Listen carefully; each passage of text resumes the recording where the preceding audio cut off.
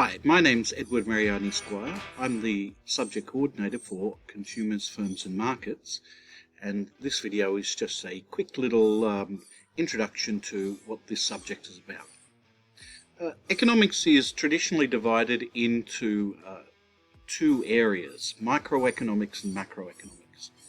Macroeconomics, briefly, is the study of the operation of the economy as a whole, and it tends to try and formulate policy responses to deal with problems such as mass unemployment and inflation.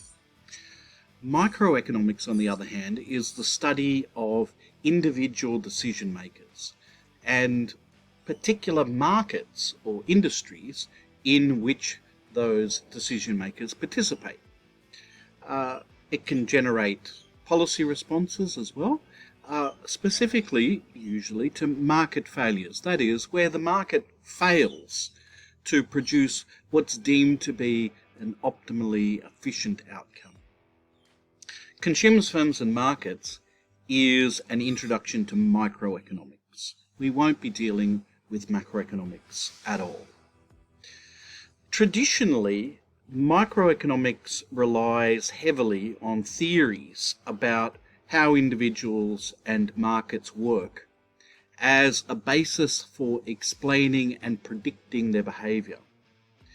The dominant theoretical framework that's used in microeconomics is called neoclassical economic theory.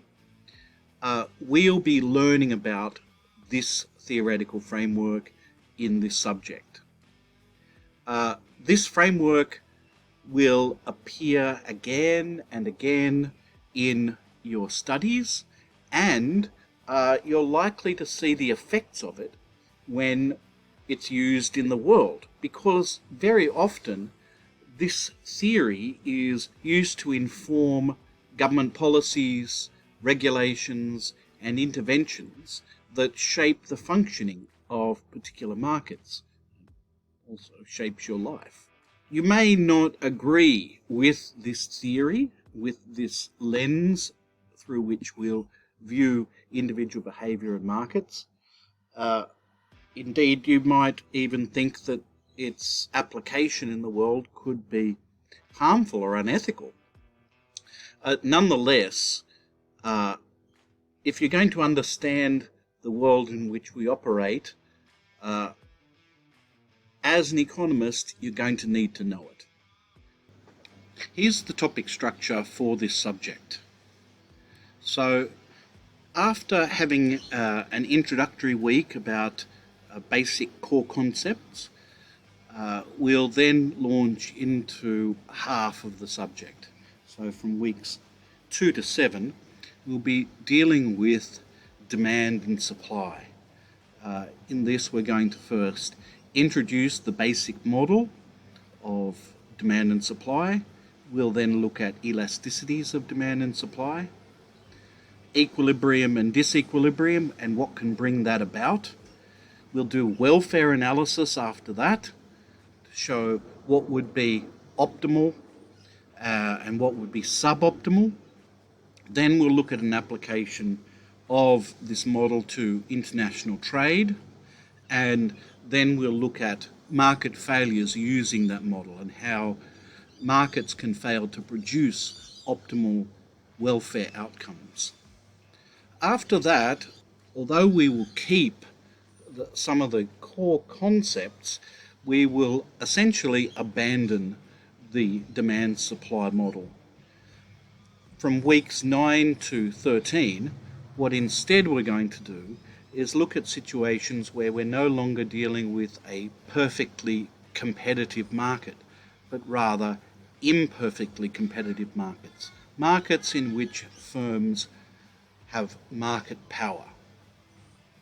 We'll look at how firms make profit, the pricing strategies they might use, strategic decision making when there's only a few major players in a market, and then we'll look at labour markets.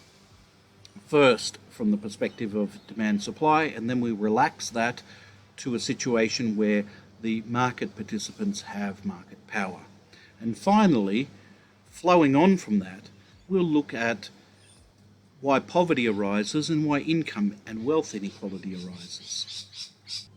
The prescribed textbook for this subject is by Holden, Stevenson and Woofers. It's Principles of Economics.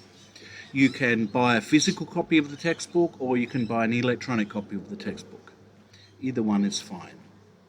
When you're reading the relevant chapters of the textbook, then you should do so while taking handwritten notes. Don't just read it or highlight passages from it. That's pretty much a waste of time. Also, each week there are video lectures. So we will have 2-hour workshops every week, but the 2-hour workshops are not lectures themselves. What I'll assume you'll have done is watch the lecture videos beforehand. While you're watching those lecture videos, then you should take handwritten notes, just like with the textbook.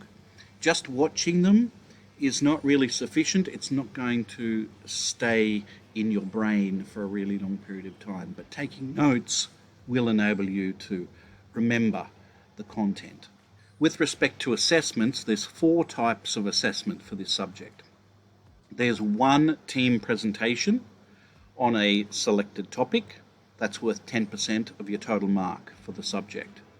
The team that you're in, the time for your presentation and the topic of the presentation will be selected in class, either in week 1 or week 2.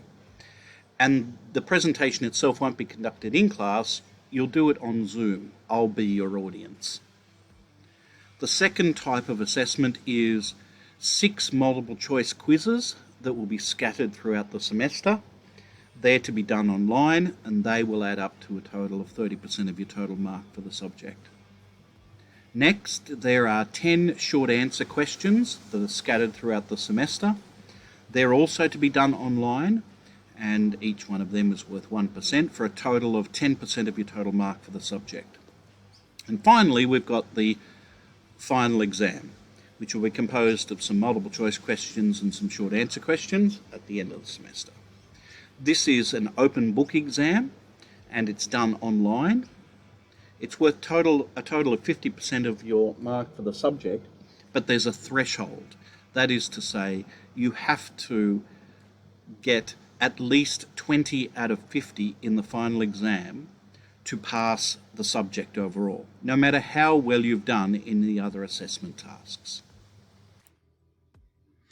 What you should do now is go to the Views website, which supports this subject. If you go to the home page, in the top you'll find the link to the Views pages. So we come to the Views pages here and you're looking for the subject that you're enrolled in. You'll land on the home page for Consumers, Firms and Markets. You'll scroll down and you'll find lots of information that you need for this subject. In particular, especially, you want to search for the learning guide, which is right here, and you can download that onto your computer. You should then read through that learning guide, especially for the assessment task component. Also gives you information, a link to the buying the textbook and summary of the assessment tasks and me and so on. Okay, so you should then go and explore the rest of this page. Find the learning modules in here. This contains the topic areas that we'll be covering.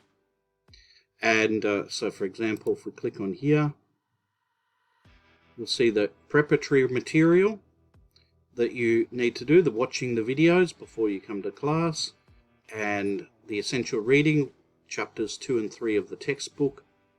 And then there's the workshop activities that we're going to go through in class. You should also regularly check the announcements that are available here.